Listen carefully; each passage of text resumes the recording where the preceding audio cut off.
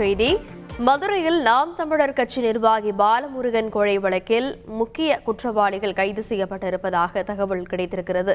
இது பற்றிய மேலும் விவரங்களை செய்தியாளர் ஜெகநாதன் விவரிக்க கேட்கலாம். வணக்கம் ஜெகநாதன், தற்போது வரை எத்தனை பேர் இந்த வழக்கு தொடர்பாக கைது செய்யப்பட்டிருக்கின்றனர்? அவர்களிடம் நடத்தப்பட்ட விசாரணையில் என்னென்ன தகவல் எல்லாம் நமக்கு கிடைக்கப்பட்டிருக்கிறது?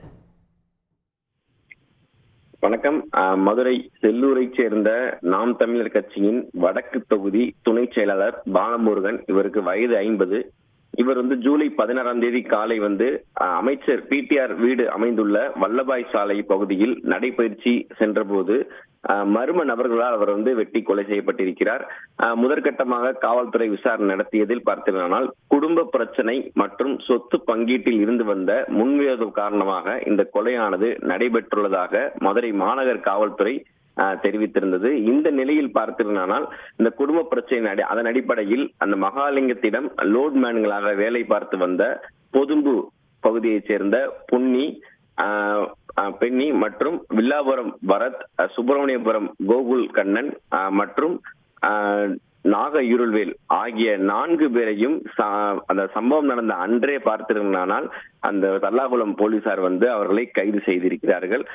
மேலும் இந்த கொலைக்கு திட்டமிட்டிருந்த மகாலிங்கம் மற்றும் அழகு விஜயை தல்லாகுளம் காவல்துறையினர் தனிப்படை அமைத்து தேடி வந்தனர்.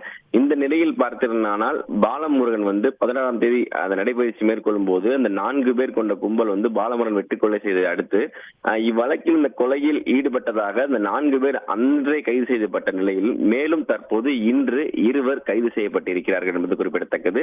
மேலும் இந்த வழக்கில் முக்கிய குற்றவாளியாக கருதப்படும் மகாலிங்கம் மற்றும் அழகு விஜய் இவர்கள் இருவரும் பார்த்தீங்கன்னா தந்தை மகன் ஆகிய 2 தற்போது கைது செய்யப்பட்டிருக்கிறார்கள். மேலும் கைது செய்யப்பட்ட 2 பார்த்தீங்கன்னா தல்லாகுளம் காவல்துறையினர் விசாரணை நடத்தி கொண்டிருக்கிறார்கள்.